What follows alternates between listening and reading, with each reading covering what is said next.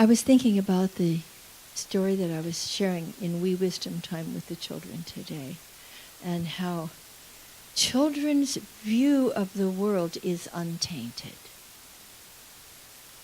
It's innocent, and it is naturally empathetic.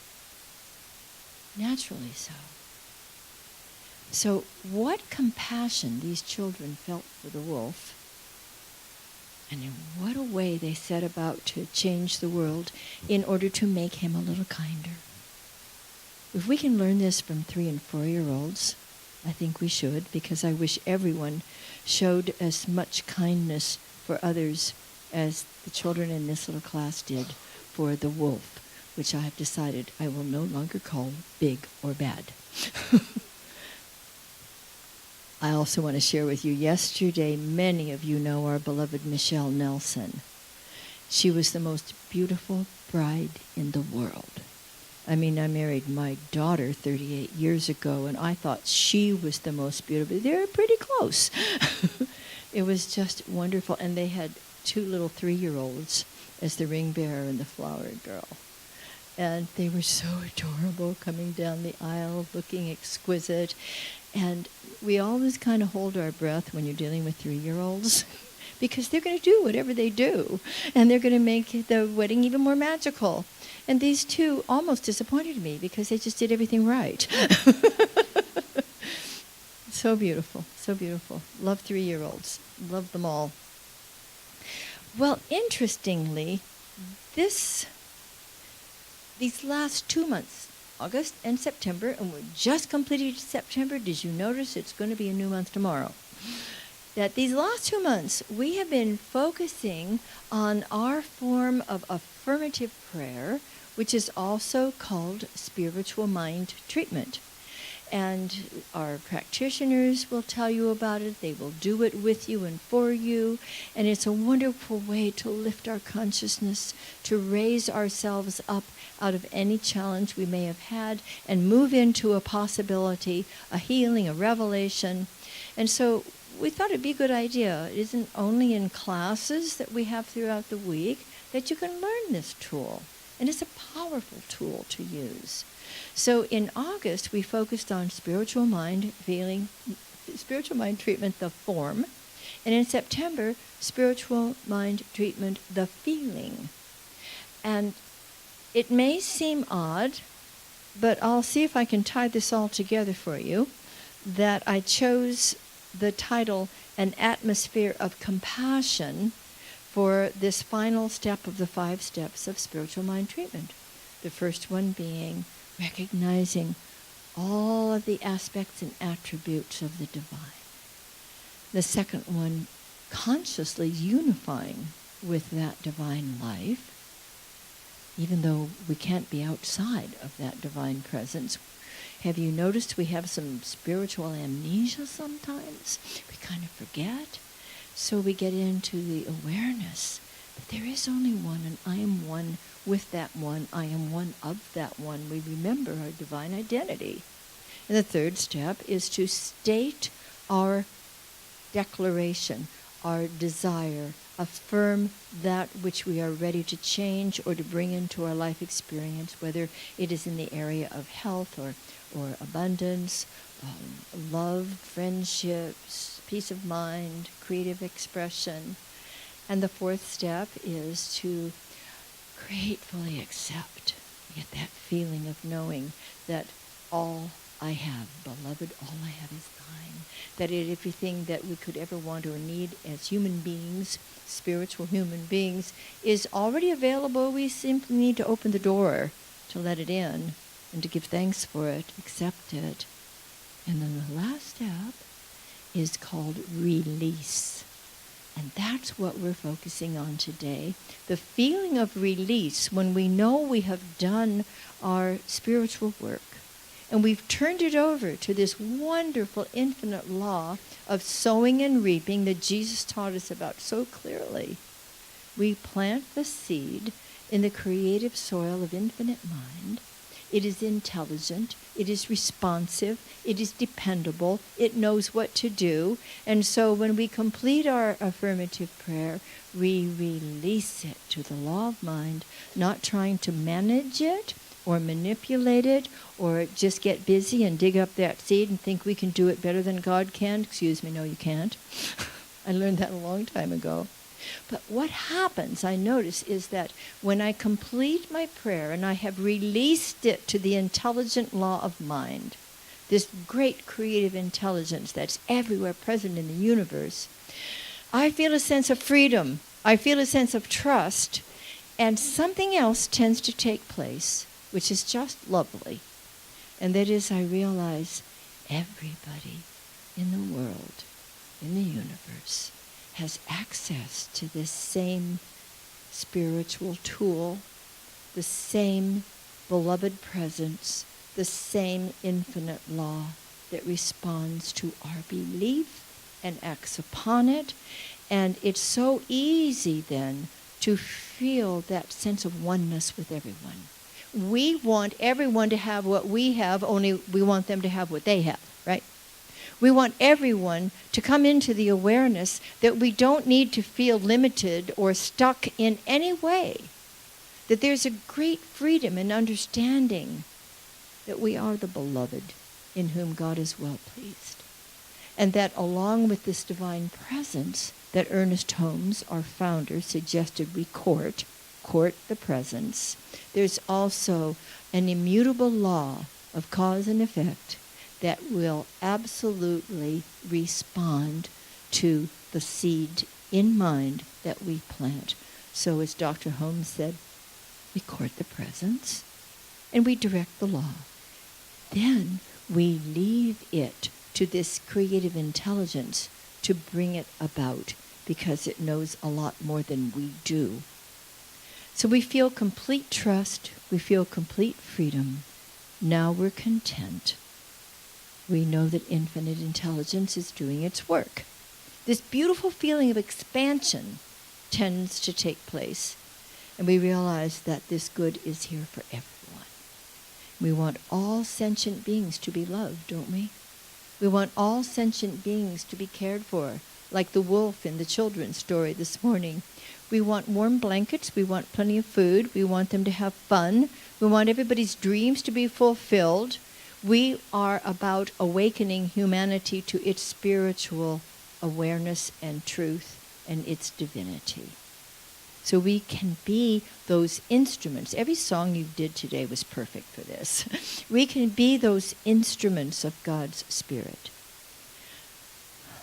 It is always possible to be kind. I love that song that you wrote and that you all performed so beautifully. It is always possible to be kind. We may sometimes not feel like we want to be kind because they weren't very nice to us, right? Well, we're awakening to our spirituality. We are maturing along the path of our spiritual journey. And one of the first things that we learn in this journey is to respond rather than to react. Compassion, feeling with. Now, compassion, empathy, is different from sympathy, because we really do not want to become mired in our own or someone else's old story. We want to feel the love and the truth and our oneness with each other. We want to desire the best for everybody, including ourselves. We need to be compassionate with ourselves as well. Often, that's where we need to start. We engender a feeling of loving connection with others. How about beginning with that loving connection with Spirit within ourselves? Because it's sometimes challenging.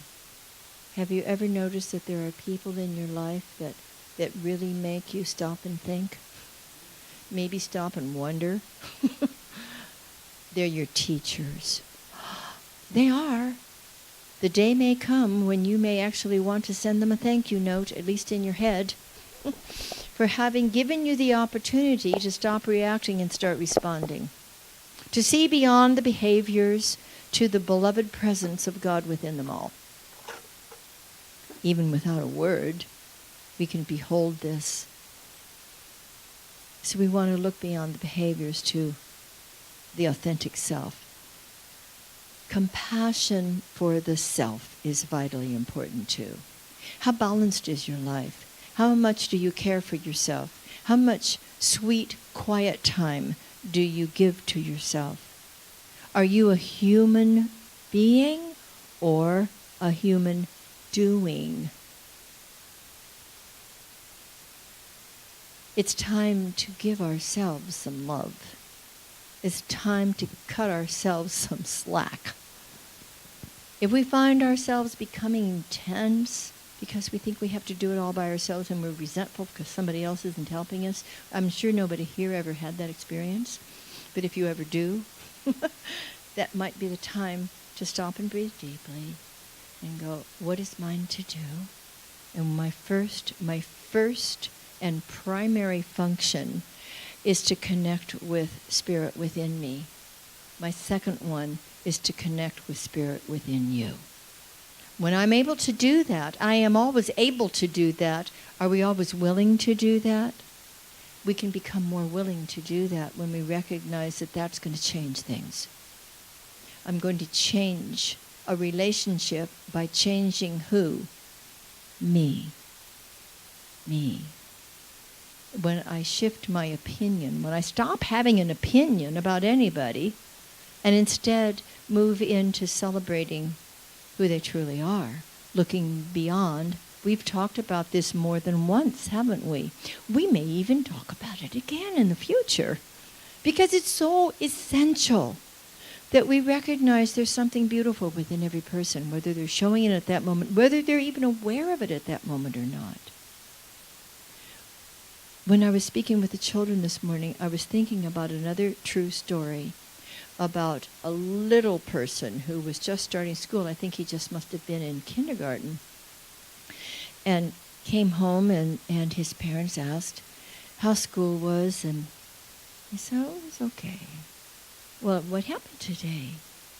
Well, Johnny pushed me.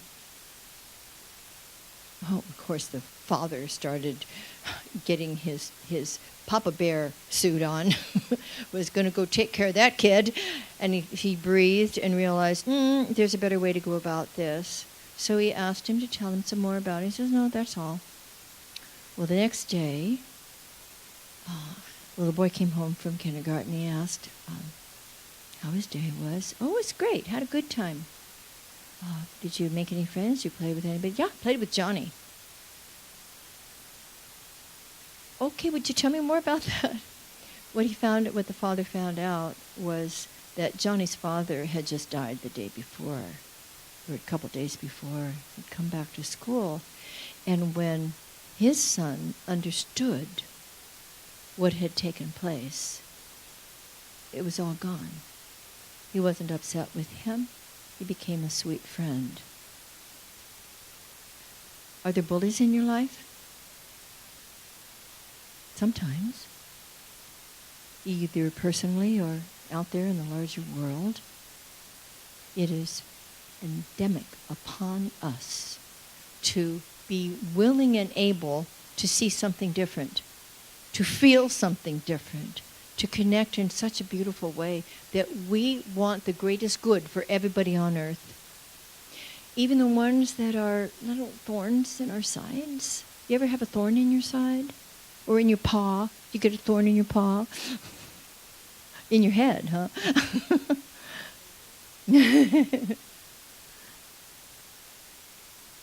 This is the time for us to return to our deeper, truer self. To find that point of love where we know we're doing our good work. We're using our spiritual tools. We're understanding that there's something more to what's going on at this moment in our lives. And if we will simply know, this too shall pass, this too shall pass, then we're able to take a deep breath and realize there's a presence and a power that is within us that wishes to express through us, to make our lives beautiful and express through us in order to lift others who are around us, even those we don't yet see, because it's a ripple that continues to go out, and it touches and blesses our greater community, and ultimately makes a difference in the world. So the most loving thing I find I can do for myself is to deepen and extend my daily meditation. When I'm deep within and so aware of this loving presence, and listening with the ear of my heart, and looking through the eye of my heart, things become different so quickly. How does that happen? It seems almost miraculous. How does it happen that people begin to speak more softly, that a heart is opened, that somebody comes up with a great idea? Well, let's do this together. Let's find a way that we can make a difference for other people. And when we enter into this place of deep meditation, my goodness, we become stronger, we become more peaceful, we become more powerful. Does this sometimes feel like a crazy world? Well, it's been that way for centuries. You ask anybody in any century, they're going to tell you the same thing. This is our experience of it today. Are we up to the challenge of changing it? Are we also caring well for ourselves? I came across a wonderful quote from someone named Marion Woodman. Haven't had the pleasure of meeting her. She says, continuing to do pioneering sacred work in a world as crazy and painful as ours without constantly grounding yourself in a sacred practice would be like running into a forest fire dressed in only a paper tutu. Love that image. We're wiser than that. We do our own deep work. Then we're able to make a difference and be a very positive influence on our families, on our co-workers, on our neighbors, and our friends. And we start lifting each other, and that's compassion. And it happens when we stay prayed up, when we have the opportunity to deepen our connection with Spirit, to bring all kinds of wonderful things into our life experience for ourselves personally, for our families and friends, for this beloved spiritual community and beyond. And we, in our great compassionate caring, can begin substituting criticism for caring. Bring caring. You find yourself noticing somebody and starting to make a judgment about it, even if it's someone you don't know. Stop at the moment. At that moment, say, wait a minute. I choose to perceive this person in a different way. How can I possibly make an assumption about someone else? How can I be projecting my own stuff on that? Because that's what we're doing on him or her or them. At that moment, let's stop. And let's find a beautiful way to see beyond what we began to judge and bring genuine caring. The beloved within me celebrates the beloved within you. The divinity within me recognizes and honors the divinity within you. That's the namaste consciousness. So let's make it a concerted effort, and it isn't a big effort. It's a choice, and it's a remembering. It just takes remembering. I'm not going to judge. I'm not going to criticize. I'm going to care. And instead of opinion, let's bring open-heartedness. Imagine that. Think about the little kids and the wolf. What they brought to that. They brought all of these ideas up themselves. They were not coached. They were asked, what do you think? Well, I think the wolf might need a nice warm blanket and a bowl of soup. We don't know what another person may need. We don't know what they may have been through just yesterday.